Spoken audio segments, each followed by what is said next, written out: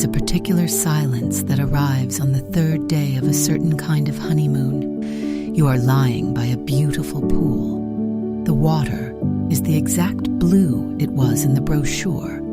A waiter has brought you something cold with a leaf in it, and somewhere underneath the contentment, very quietly, a thought surfaces that you would not say out loud to the person beside you, because you are newly married and you are supposed to be happy. The thought is this: we flew 11 hours and rearranged our entire lives, and we have come all this way to look at a pool. We want to talk about that pool because we think it represents a real and very common disappointment, and almost nobody warns you about it. The default honeymoon is a beach resort you barely leave. It is sold to you as a reward, and for the first day it feels like one. You have earned this. You collapse into it. And then, somewhere around day 3, the stillness that was supposed to feel like luxury starts to feel a little like waiting. You are rested. You are also faintly bored, and you begin to suspect that you have confused two very different things: resting and doing nothing. So let us ask the question that we think the whole thing turns on. What is a honeymoon actually for?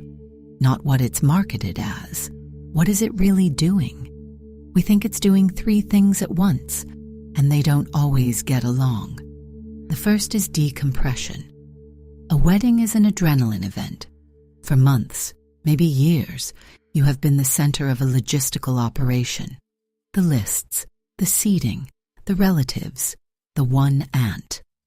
The day itself goes by in a blur of being looked at, and then it's over, and your nervous system, which has been running hot for the better part of a year, suddenly has nowhere to put all that energy. A honeymoon, in part, is the place where you come down. That's real, and it argues for rest. The second thing is subtler, and we think more important. A honeymoon is the first chapter of the word we. You have just changed your relationship to each other in front of everyone you know, and now you go somewhere, just the two of you, and you find out what that we actually feels like when nobody's watching. The shared decisions, the small negotiations about where to eat and how late to sleep, the first inside jokes that belong only to the marriage, the ones you'll still be telling each other in 20 years, the ones nobody else will ever quite get. That's not something you get from lying side by side in silence. That comes from doing things together, from being slightly out of your depth together, from a day that didn't go to plan and became the story instead. The wedding was about the two of you in front of a crowd.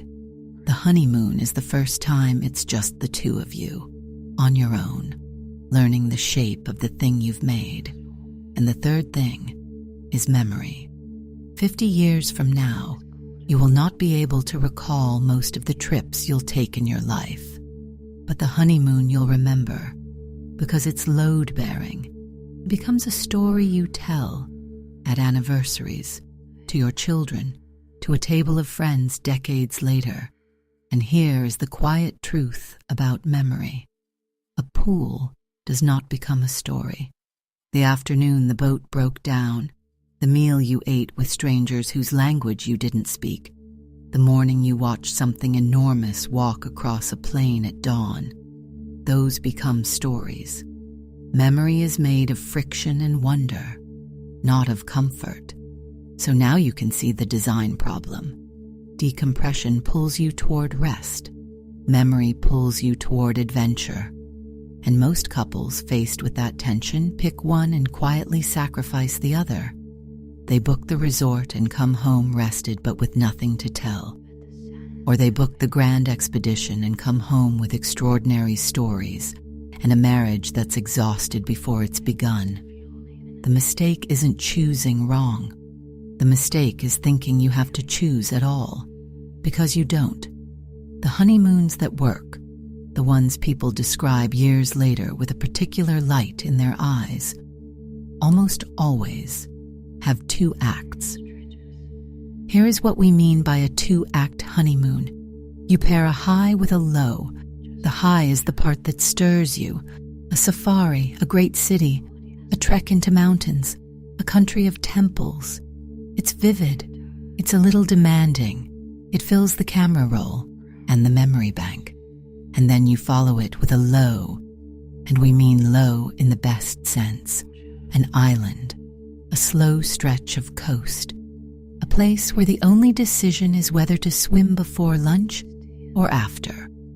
The high makes the memories. The low lets you absorb them. You come home both stirred and rested, which is the thing everyone actually wants and almost nobody designs for. Let us give you some real pairings, because the principle only comes alive in the specifics. Start with East Africa. You begin in Kenya on safari. You spend your first married mornings being woken before dawn, a flask of coffee pressed into your hands in the dark, driving out into the cool gray light as the plains slowly turn gold. And you watch a continent that does not care that you exist go about its enormous business. Elephants moving in a slow line, the calves tucked between the adults, a lion doing absolutely nothing with tremendous dignity. The particular hush in the vehicle, when everyone stops talking at once because something is happening. You will talk about those mornings for the rest of your lives. And then, and this is the move, you fly to the Maldives. You go from the dust and the drama and the early alarms to an island where the day has no edges, where the loudest thing is the water against the deck, where you've earned the stillness precisely because you spent the first week wide awake to the world. The safari gave you the story. The island lets it settle. Same trip, 2 completely different nervous systems, in the right order. Or take Vietnam, which we love for exactly this reason, because the country does the 2-act structure for you. You begin in the north, Hanoi, with its motorbike rivers and its old quarter and its astonishing food, and then up into the mountains and the terraced rice valleys where the air is cool and the green is almost unreasonable. It's textured. It's a little overwhelming in the right way. It asks something of you. And then you travel south, to the coast, to a beach, and a slower rhythm and long lunches that turn into long afternoons. North, to wake you up. South, to bring you down gently. Or Sri Lanka, which might be our favorite single-country honeymoon, because the whole arc fits on one small island. You start in the hill country, the tea estates, the cool air, the train that winds through the highlands past waterfalls, the old colonial bungalows where the fireplace is lit at night. It's romantic in a slightly old-fashioned, deeply pleasant way. And then you come down to the southern coast, to the beaches and the surf and the warm evenings, and you let the trip exhale. Hills, then coast, high, then low. Now the order matters, and it matters more than people think. Adventure first, rest last. Always, if you can manage it. Put the demanding part at the front, while you're fresh and curious, and your bodies haven't yet remembered how tired they are from the wedding. And save the slow part for the end, so that the last thing your honeymoon does, the final note it leaves you on, is calm. You want to fly home rested, not wired.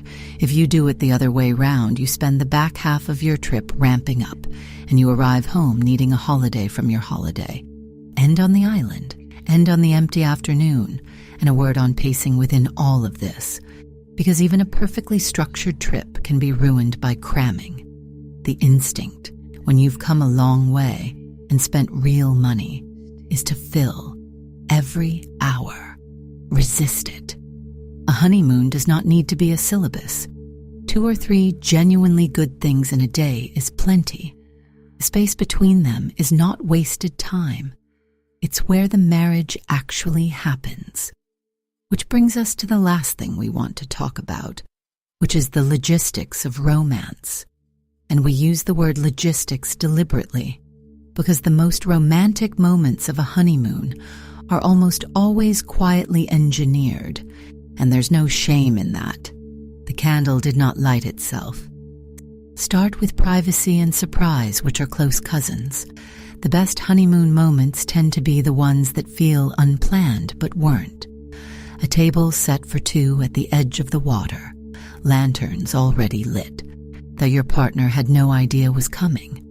A guide who happens to stop at exactly the right spot at exactly the right hour, because someone, somewhere, arranged it that way, and then stayed out of the frame.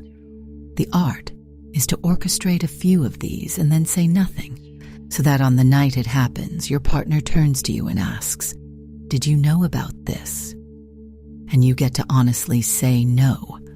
One real surprise, properly hidden, lands harder than 10 things on a printed itinerary. But the deeper skill is restraint. A few orchestrated moments, a private dinner, a sunrise you were quietly steered toward, beat a schedule with something booked into every hour. Over-planning is the great honeymoon killer. If every slot is full, there's no room for the afternoon to surprise you, and the surprises are the whole point. Plan the spine of the trip and a handful of beautiful moments and leave the rest open. And then there are the small, unglamorous things that decide whether a honeymoon feels effortless or effortful. And these are the ones we care about most because they're invisible when they go right and ruinous when they go wrong. The room request, made well in advance, so you arrive to the quiet corner with the view, and not the one over the service road. The dietary notes passed ahead, so nobody has an awkward conversation at the first dinner. And above all, jet lag, which ruins more honeymoons than bad weather ever has. Do not, please do not, book a dawn activity for the morning after a long-haul flight. We've watched couples drag themselves out of bed at 4 a.m, jet-lagged into a fog, to watch a sunrise they were too exhausted to feel. Give day one nothing. Let day one be a soft landing. The trip can begin tomorrow. So if we had to leave you with a few principles for designing a honeymoon, they'd be these. Decide what the trip is for and accept that it's for two things that pull in opposite directions, and that the answer is not to pick one. Build it in 2 acts. A high that makes the memory, a low that lets you keep it. Put the adventure first and the rest last, so the trip's final note is calm and you fly home softened rather than wired. Plan the spine and a few perfect moments, and then leave the afternoons alone, because the afternoons are where the marriage quietly happens. And protect the beginning. A gentle day one, with nothing asked of you, is worth more than any sunrise you're too tired to feel.